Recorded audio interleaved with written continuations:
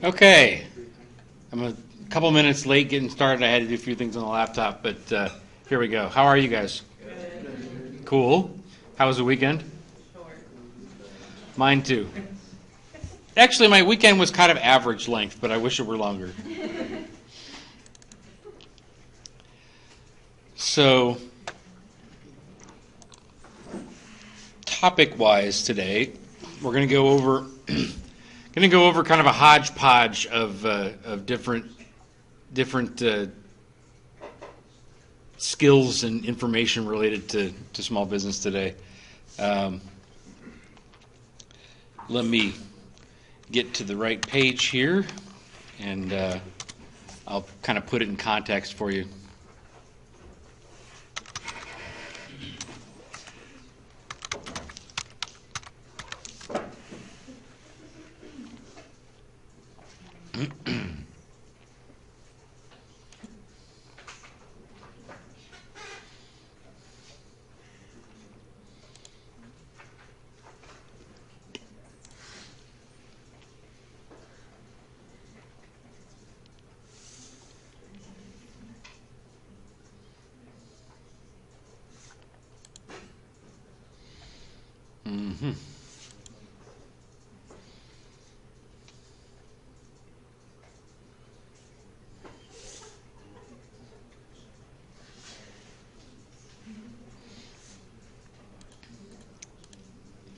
So,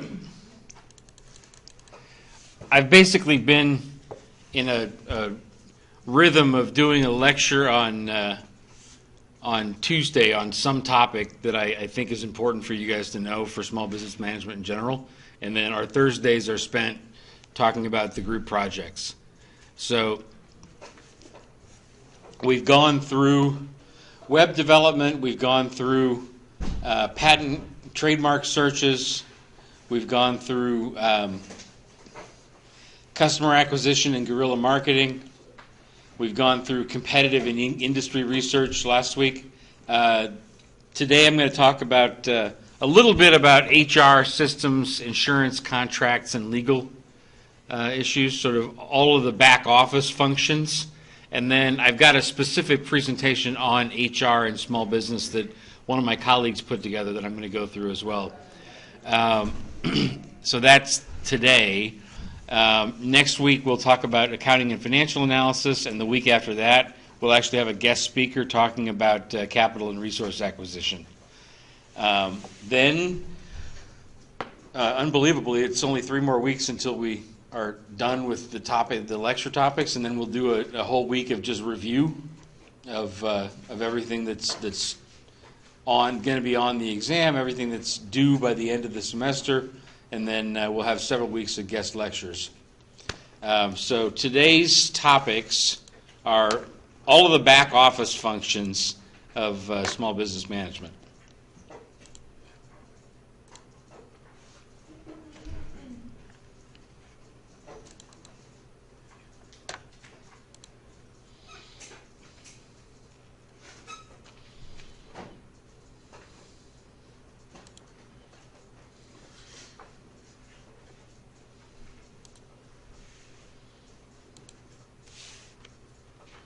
Okay, so I'm going to talk briefly about HR planning in this and then go into it in greater depth in a presentation that one of my colleagues put together on HR and small business. As far as my 2 cents worth about HR and small business, your key personnel is really important. That's existing owners, managers, and employees of the business. The class team members for your projects. Can you turn off the light? Oh, yeah, sure. Where do I get that? I think the lights are back here.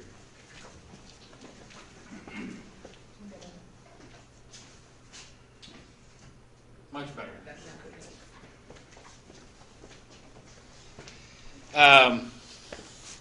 So, as far as key personnel are concerned, that's the existing owners, managers, and employees of the business, the class venture or class project team members, and I like to think of technology and graphic design experts as additional third-party staff or additional HR need that every small business needs to think about. If you don't have an IT person or an IT if you don't have an IT person in your team, you need to find one. And if you do have an IT person, regardless whether you have an IT person in your team or not, it's relevant to find outsourced sources of additional IT expertise for small business. I can't emphasize strongly enough how many IT issues there are to solve and how little expertise usually there is in small businesses for IT issues. So in addition to the people that are already part of the business, make sure to think about who's doing technology work and what kind of technology expertise the company needs that they may not have. You also need a board of advisors with industry experts and what a lot of entrepreneurial people like to call gray hair. And it's literally older professionals who have been there and done that in your industry or in other industries that can be advisors for the company. You need to think realistically about what each member of the key personnel can do. If there's more work to do than the key personnel can handle, you're going to eventually need to find somebody to do it. It's not going to get magically done. Key problem in most small businesses is there's too many things to do and not enough people to do them. So be very cognizant of what needs to be done and what the realistic limitations are of your existing staff. If you don't have a realistic plan for who's going to do something, it's not going to get done, and you need to plan accordingly. That the tasks are not going to get done if they're not realistically assigned to a person.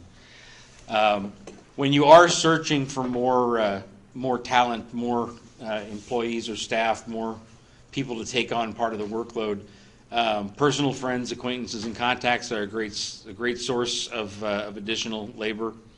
LinkedIn is a great way to identify professionals who might be relevant for your business. Meetup. How many people are familiar with Meetup.com? Meetup.com. Not too many, just a couple people in this room. It's a really cool. Everybody in here should go to Meetup.com sometime.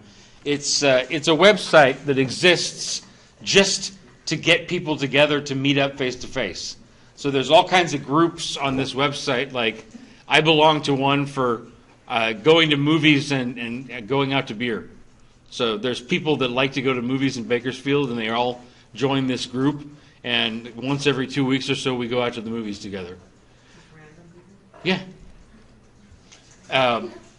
There's a hiking group where people that like to go hiking. There's professional networking groups. So more relevant for this class.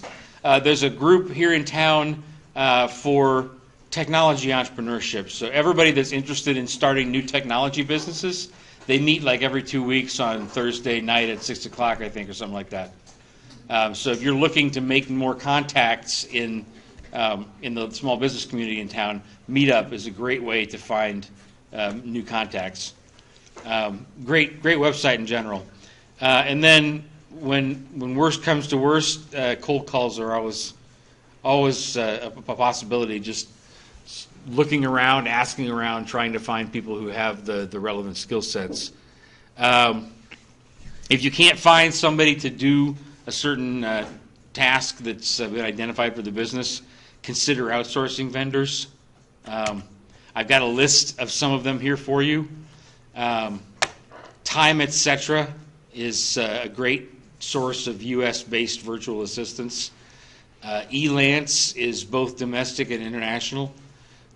Tasks Every Day is a particularly it's a operation based out of India, but personal assistance for all kinds of different tasks to do.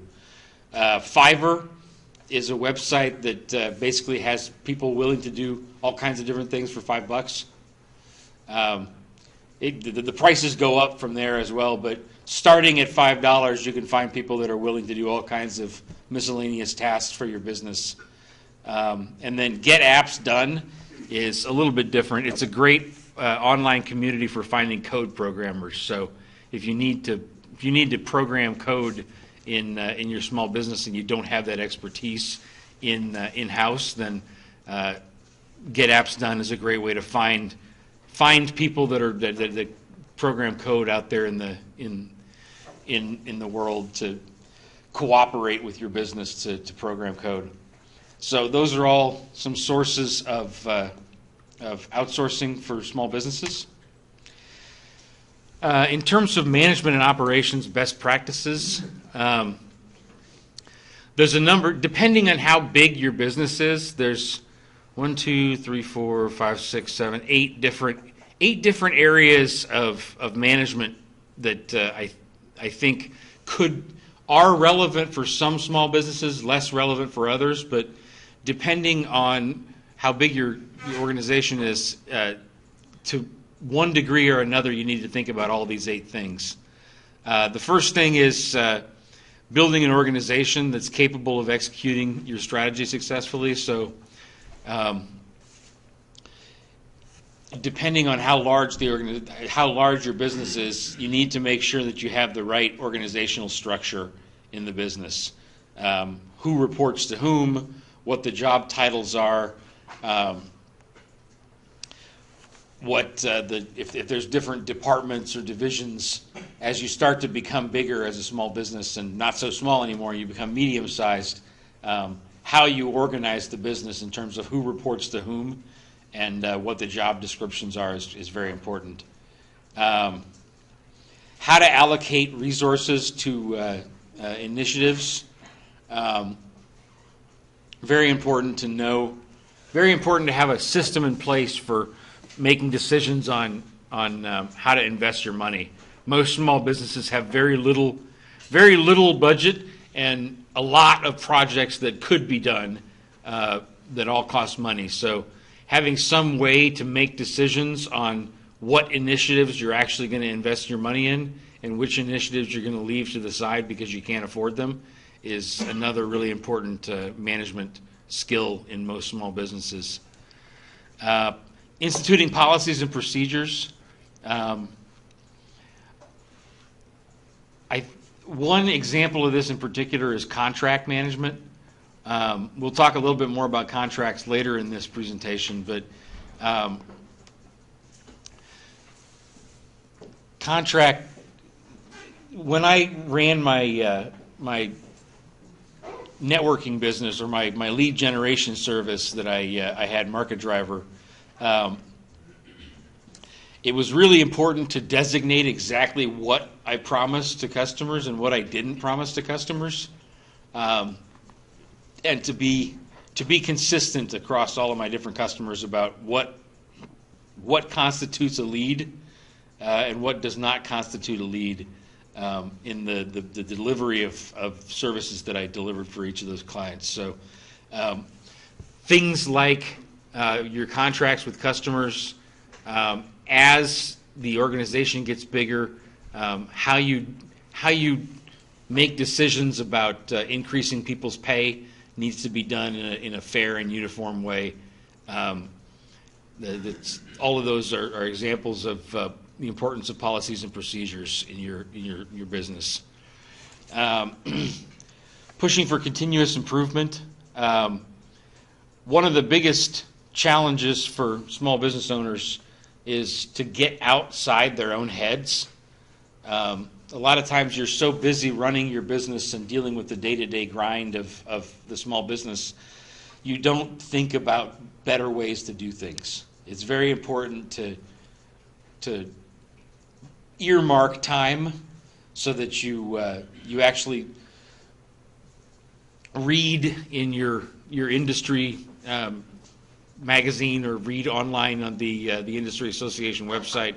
Talk to academics like me.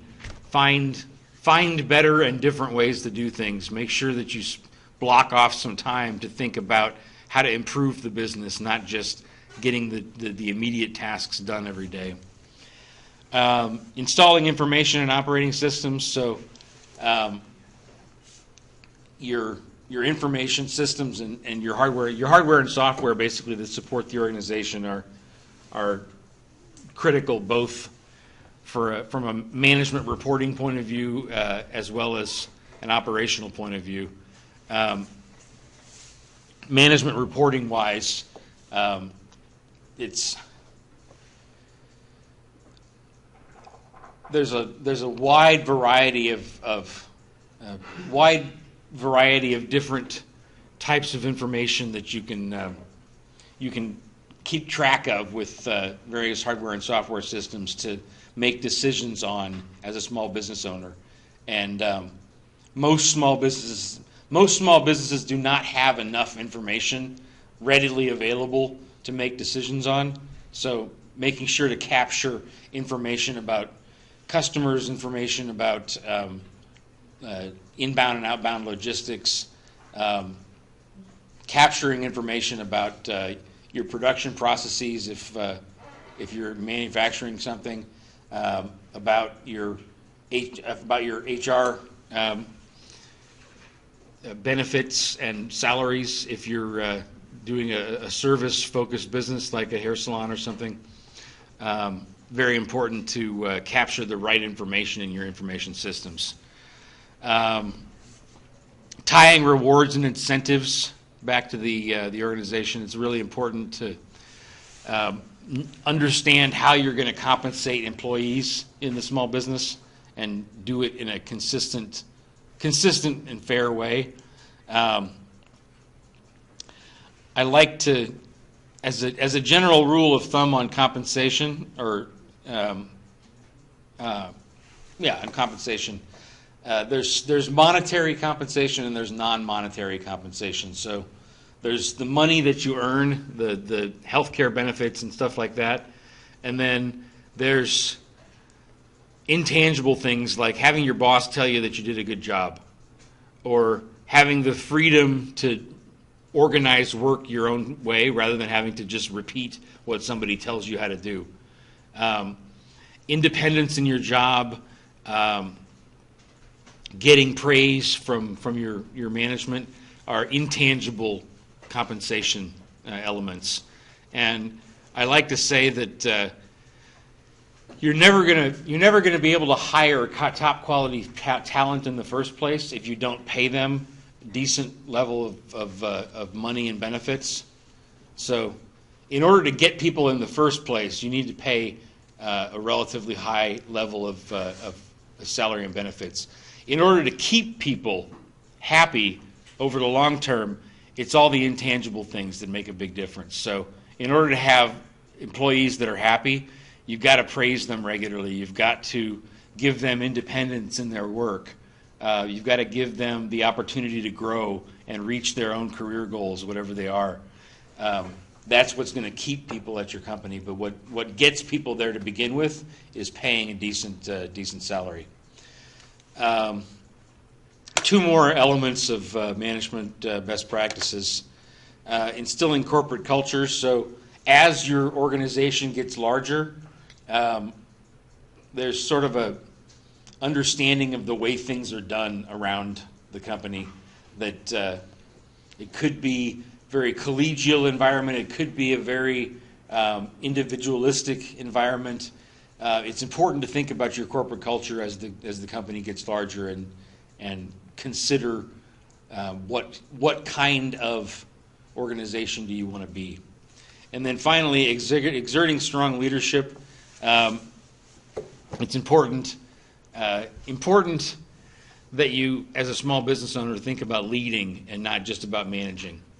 Think about inspiring your employees and helping enable them to do their jobs as best as possible rather than helping to do their jobs for them. Some information sources for management operations best practices. SHRM, the Society for Human Resource Management, is a great great resource. I've included a link here to their website. That's the National Industry Association for HR professionals all around the world. Great source of information on HR practices in small business. I've also listed two items here, startupbrothers.com and startupdonut.co.uk. These are great websites that talk about different solutions to common small business problems. So how to find the right kind of employee when you don't have enough money to pay for them. How to do recruiting when you don't have enough money to do proper recruitment process. Two great websites for some of the most common challenges of small business management. Industry associations and Google are also very useful for best practices information on management and operations. And then finally, small business HR software. There's a couple of software providers that provide HR software specifically focused for small businesses. One of them is called Really Easy HR. The other one is called Zenefits.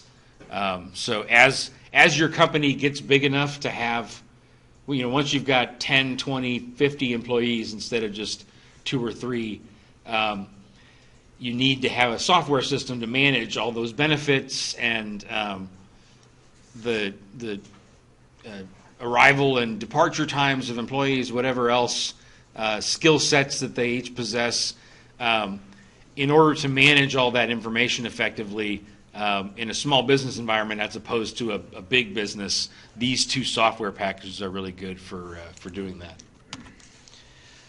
that. Information systems. Any small business has sort of the basics and continuous improvement. So a lot of this is not rocket science or not surprising to any of you, but any small business needs basic hardware and connectivity. So you need a desktop, laptop, or phone. You need a desktop, laptop combination, one or the other. You need a phone and or a tablet, both with generous amounts of memory and RAM. So you need some kind of all-in-one imaging device, so scanner, printer, fax, high-speed Wi-Fi, and a mobile plan with unlimited data roaming. So any small business needs at least that basic hardware and connectivity platform. In terms of software, personal productivity, digital graphic design, web design, and communication. Personal productivity is just things like Microsoft Word and Excel and Outlook, all of the standard things that you use every day to write reports, write papers, stuff like that. Graphic design we talked about earlier in this class when we talked about web development. Photoshop and Pixlr are two great softwares for that for small business. Web design, Wix, and then Dreamweaver for editing. Dreamweaver for doing a little bit more robust editing of websites is a good software package to have. Communication software is important as well. And then database management. You're going to need to have every small business needs to have some kind of database management plan for customers, for operations, for employees, for suppliers, and for finances.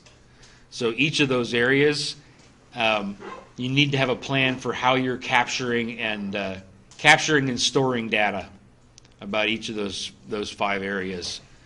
As far as continuous improvement for IT is concerned, PC Mag and InfoWorld are two great sources of tips and interesting articles about how to do things better, how to put together better software packages, how to put together better hardware packages, how to organize operations in your company to be as technologically efficient as possible. Those two magazines are good sources of tips on how to improve the efficiency of your IT operations. And then finally, I've got a digital virtual world white paper that I put together for this class. If you go to the course documents section, industry research and best practices. Digital Virtual World White Paper 2012. It's a little bit out of date, but it's still got a lot of good information about all kinds of different software packages and hardware packages for different areas of small business. So I would encourage you to take a look at that document as well.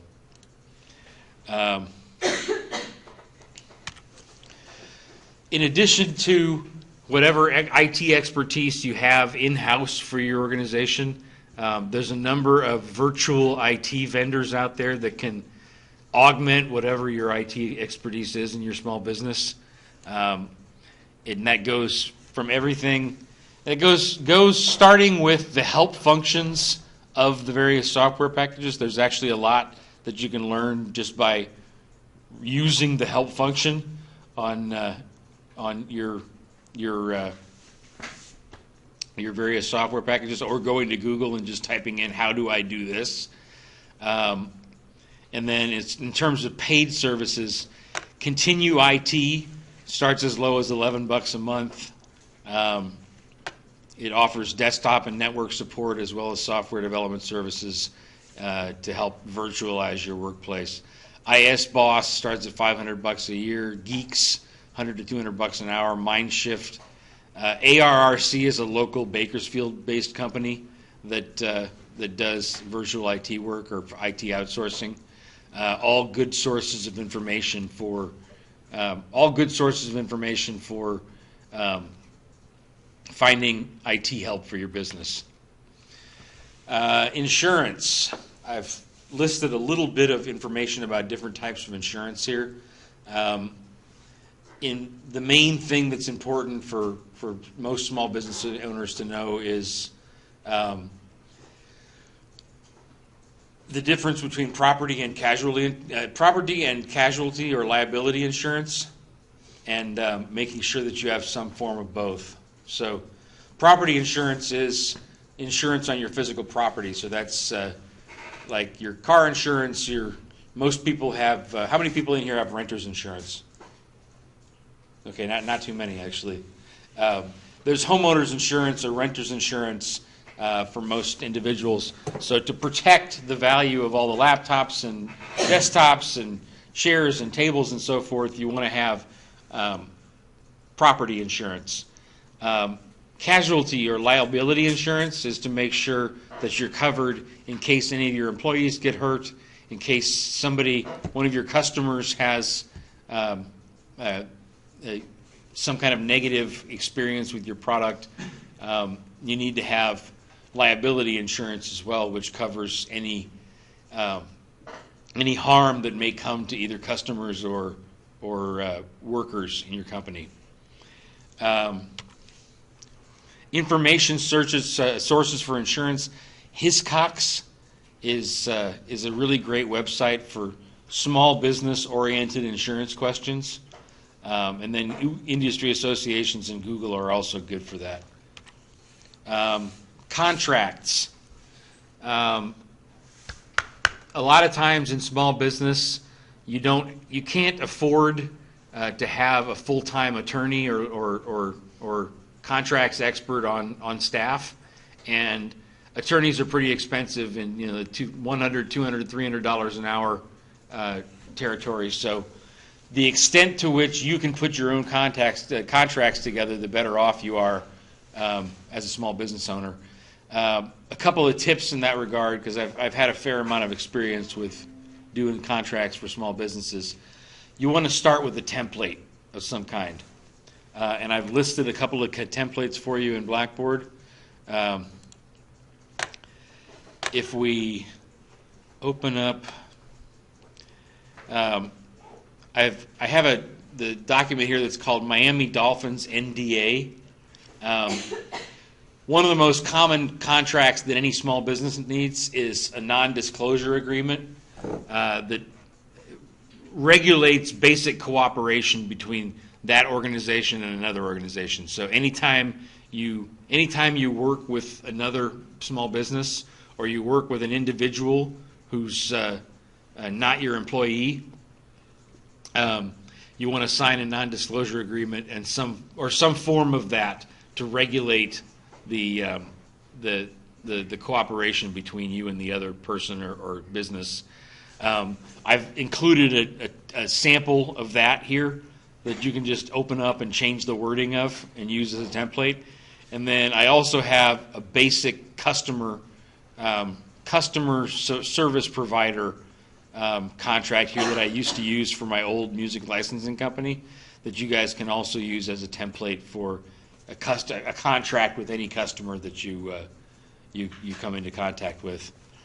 In addition to starting with a template, you want to type up what you know needs to be in there. So names of the parties involved, the specific tasks that each party is responsible for, prices, time frames, deadlines, that kind of stuff should all be written up in the contract, and then the rest of it is filled in with boilerplate text that comes from the template that I provided you. Other legal issues in small business. So other than contracts, which I think is the most important legal issue for most small businesses, there's things related to incorporation and the kind of business that you become, and certain business certificates or registrations with the government for your business. Taxes, obviously, employment law. Once you start having more employees, employment law becomes quite important. We'll talk a little bit more about that in the HR presentation that I'm about to do. Banks and investors, your relationship with banks and investors in terms of loans and or equity financing. There's contracts involved in either one of those that are very important legally. Regulatory issues. So depending on what kind of business you're in, there's various laws that you have to conform to and report your activities on. And then finally, the sad reality is that many small businesses eventually go bankrupt. And having a competent bankruptcy attorney, if your business gets to that point, is very important for the process of getting out of that business and moving on with your life, moving on with your professional life, moving on with your personal life. It's important to have a decent bankruptcy attorney if your business comes to that point. Information sources for small business contracts and legal issues. LegalZoom, Nolo, and Rocket Lawyer, I've listed links to each of them here, are great self-help or do-it-yourself legal sites. And Google is also a great source of information for legal issues in small business. That is my presentation. Now, I also wanted to go through a presentation specifically about HR and small businesses that a colleague of mine put together for. Originally, there's a program where different high school students generate fictitious business ideas and compete all around the nation on building their own small businesses in like a simulated environment. And this was originally a presentation that my colleague gave to that audience about things to consider in your human resources management of a small business. So most of this is also relevant for this class, so I like to use this presentation whenever we talk about HR and small business. So the basic outline of this presentation is here. It's important to, as a small business owner, to think in terms of what assets you have. There's physical assets like your facility and buildings and tables and laptops and so forth. There's financial assets, so the money that you have in the bank, your line of credit that you have with the bank, any access to equity money from equity investors. There's intangible assets like intellectual property. And then there's also human assets, and you really need to think about the people that work for your company as assets, as just as important as your physical assets or your financial assets are having the right people assets for your company. And then the basic task of HR management at any level, whether it's in large businesses or small businesses, is designing management systems to ensure that human talent is used effectively and efficiently to accomplish organizational goals. So some of the issues that are involved in HR management, whether it's at a small business or a large business level, making sure that it's connected to the strategy of the organization. Thinking about equal employment opportunity laws. It's very important that your small business is consistent in offering jobs that are not that you're not unconsciously being prejudiced in any way in the way that you put together your job descriptions or the way that you hire people. Staffing, so making sure to find the right people for the right jobs. Talent management, so going out and so talent management is kind of related to staffing. So in addition to finding the right people for the right jobs, certain blue chip skill sets, you need to know how to find people with the right programming expertise, the right engineering expertise, depending on your business, managing talent in that way. Total reward system, so thinking about both tangible and intangible compensation. Risk management and worker protection, so making sure that you've got the right insurance in place and that you're managing risk to your employees effectively. And then employee and labor relations, so as the company gets bigger, it becomes increasingly important to think about how are you communicating with all of your employees. When it's only 3 or 5 people, then you don't need to think about that so much because you see them every day and you know how you're interacting with them. But as the company gets bigger, you start to lose touch a little bit with each individual in the company, and you really want to make sure that your HR function reaches out and is in contact with each individual in the organization. There's a nice chart here of different HR management functions that my colleague put together. Strategic HR management having to do with things like HR effectiveness, HR metrics, HR technology, planning, retention. Equal employment opportunity, dealing with things like compliance, diversity, and affirmative action. Talent management. So these are the same categories, like I said, that were here in the what is involved in human resource management. These are more details of what's involved in each of those areas. So talent management, when you're going out and finding blue chip talent for programming or for engineering tasks, making sure to orient them properly, making sure they get the right training, making sure that they have a development process for developing their talents and their careers, career planning, just like I said, and make sure there's a system in place for rewarding their performance when they do a good job.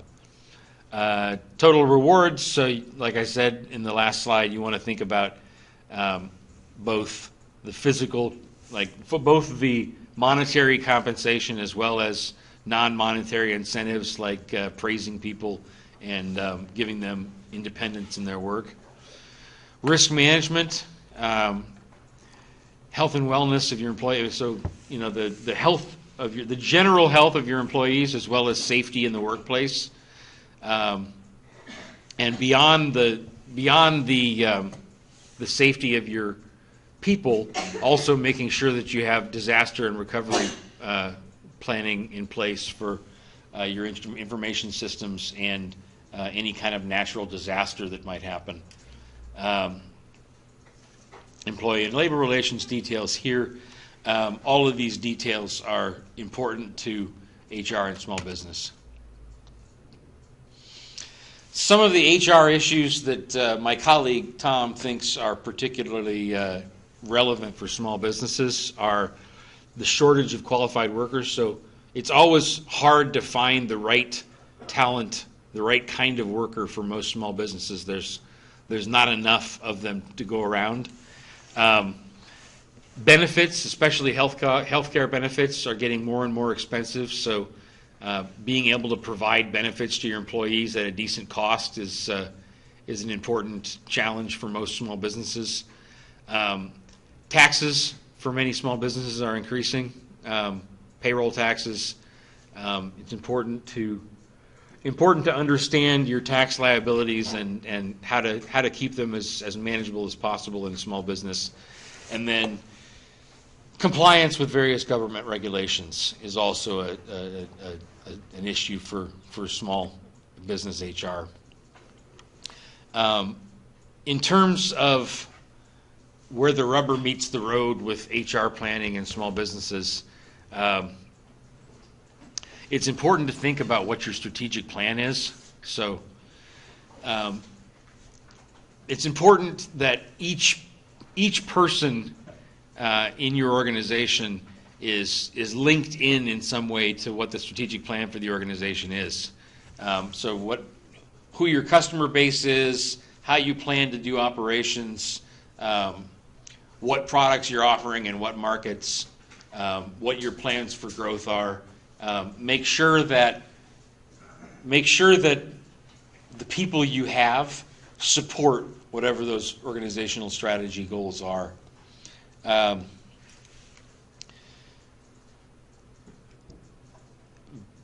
Usually, you want to be able to have some kind of brief highlight of your key personnel on your website. That's why I'm such a big stickler for having an About Us section of your website.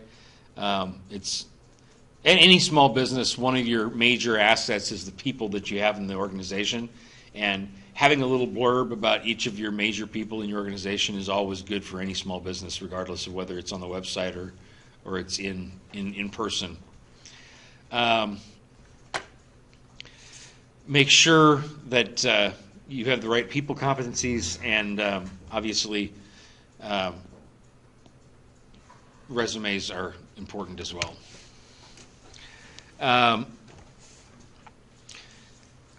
This is a nice chart here of sort of how job descriptions get written up in small businesses. You start by thinking about the organization's values, the strategy, like I just talked about, and about what the customer's needs are. And based on that, you come up with what the nature of the work that needs to be done is. So that's kind of like a bullet point list of all the different tasks that need to be accomplished. And then you take that big bullet point list of tasks and group it into jobs. So maybe 5 of these different tasks all have to do with customer service in one way or another, so we need to have a customer service person. And here's the 5 things that person does. And then group another group of tasks in a operations management position or whatever the relevant job is. Once you've identified what the jobs are, you need to identify people to staff those jobs, and then all of the different HR functions that any business has come into play. So job analysis, recruiting, training and development, performance management, et cetera, et cetera.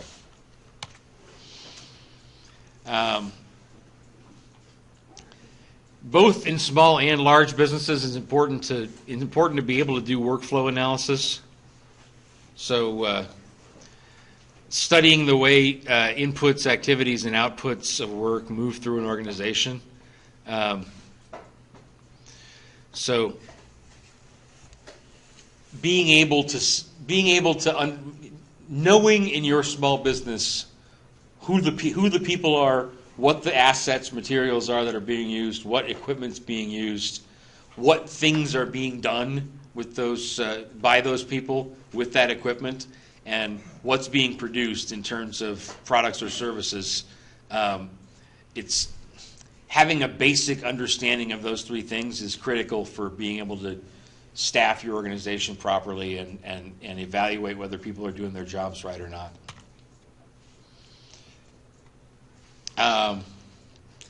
This is a nice example of a SWOT analysis of HR that some standard things that you want to ask yourself about your small business.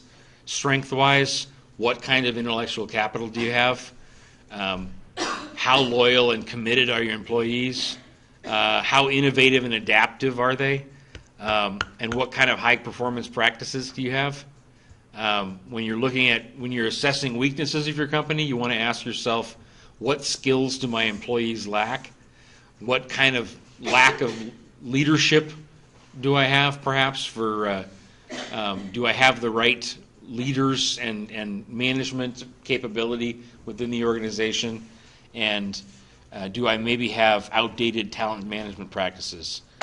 In terms of opportunities, questions you want to ask about the external environment are, what is your position in the market? What are unexplored markets that you might be able to tap into?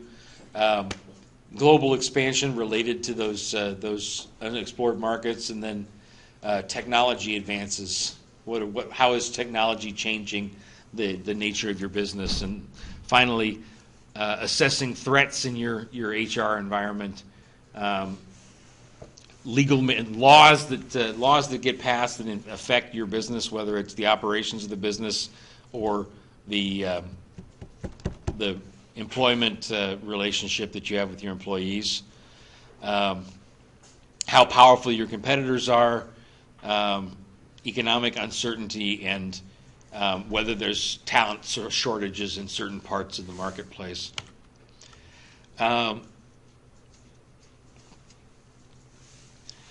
Three types of financial information about HR that are particularly important to report on for small businesses are employee pay, the cost of benefits, and forecasts for salaries and benefits over the course of the next year. So if there's only three things, only three numbers that you collect, every small business should make sure that they know what the pay level of each of their employees is, what the benefits for each of those employees cost, and be able to forecast over the next year what those costs are going to be. Here's some nice resources for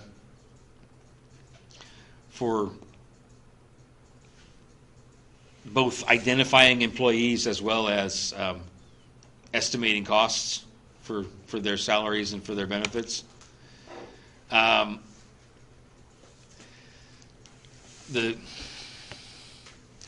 purpose of HR, both in large organizations as well as small ones, is basically to find the right people with the right capabilities at the right times in the right places. So it's a question of knowing what tasks need to be done and then having a way to go out and find the people that are capable of doing those tasks. In terms of jobs that need to be done and hiring, being able to put together a job description is critical for small business owners. So the elements of a job that should be in any job description before you hire a new person in a small business are some basic information about the identification of that position. So the title, the reporting relationships, what department they're in, location geographically if there's more than one location, and the date of analysis when that position begins. A general summary describing the distinguishing responsibilities and components of the job. A list of major tasks, duties, and responsibilities for that job. Specifications that you're looking for in terms of qualifications of candidates, knowledge, skills, and abilities, what education and experience they should have, what physical requirements, if any, they need to have. You need to have a disclaimer that just because you have a description and you've communicated that with potential employees, that communication does not represent an employment contract. And then you need approval signatures as well. If we had more time in here, there's a nice exercise that Tom likes to do on conducting interviews for small businesses. So how to quickly and effectively do an interview for hiring new people in a small business situation. Also checking their references, doing other kinds of assessments of people, and the costs of hiring the wrong person. A little bit about HR practices that maximize the HR productivity of employees in small businesses. Incentive compensation, training and development, employee participation, selectivity in hiring, flexible work arrangements. All of those things contribute to higher performing HR in small businesses. So if you have compensation that's based on revenues or sales performance of the company, or operations and productivity goals of the company, that's better than having a non-incentive based compensation system. Really thinking about how you're doing training and development for your employees, and making sure that you have the right skills, that they have the right training and the right development that they need. Making sure that employees feel like they're a part of the decision making in the organization, that they are participating in the leadership and management of the organization. Making sure to get the right people. I mean, selectivity in hiring means that you've really done your homework with the job description. You've done your homework in terms of looking in the searching in the right talent pool for the right types of employees and hiring the right person. And then finally, flexible work arrangements. Giving people the independence to work from home sometimes, to find their own way, to have their own ownership over the job responsibilities, so they're not being told what to do, but rather empowered to do what they already know how to do. All important for having high-performing people in small businesses. Here's a chart of some of the components of performance management. So linked to the organization's overall strategy, you want to identify performance expectations, then provide direction to employees on performance expectations, what you expect them to accomplish. Encourage their participation. Assess their job performance. One of the things I think I don't do as well as I could as the manager of this class, and it's similar to problems a lot of small business owners and managers have, is I don't actually do the feedback loop enough with you guys to make sure that you've done your homework, that you've done what I've asked you to do, and give you my comments and feedback on what you've actually done. It's really important to give people feedback on what they're doing job-wise, and then conducting performance appraisal and having that feedback into identifying new performance expectations.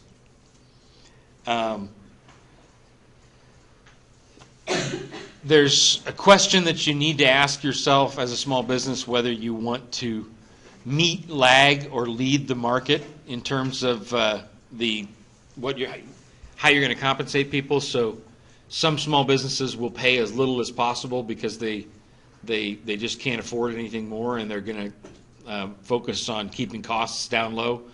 Other small businesses will really pay premium dollar because they need top talent. It's just a question of what types of people you need in your business, and how best to manage their costs. Components of a performance-based culture. So having a cult, as the organization gets larger and you've got not just 5 or 10, but 20, 30, 50, 100 people in the organization, there's certain elements of your corporate culture that are important to have if you want to be performance focused. So having clear expectations, goals, and deadlines, having detailed appraisals of employee performance. Like I said before, feedback being very important. You've got to have clear feedback on employee performance. You've got to make sure that there's training available and that you do that training whenever it's needed, and that there's consequences for performance. So if you do a good job, you're rewarded for doing a good job. If you do a poor job, you're penalized for doing a poor job. There have to be consequences for performance. There's a few sort of specific legal issues that are particularly relevant for California small business law, also in other states, but certainly here for any small business. Employment at will, wrongful and constructive discharge, just cause, due process, and distributive and procedural justice are all important things to keep in mind when the way that you handle and interact with your employees needs to keep those 5 factors in mind. Hints for success are not really relevant for you guys. Neither are those things. That's the end of that presentation. So on Thursday of this week, again, we'll go through. I'm going to go the opposite direction with the teams this time and kind of give updates to each team on what I want you to do next. And that'll be it for this week. So see you guys on Thursday.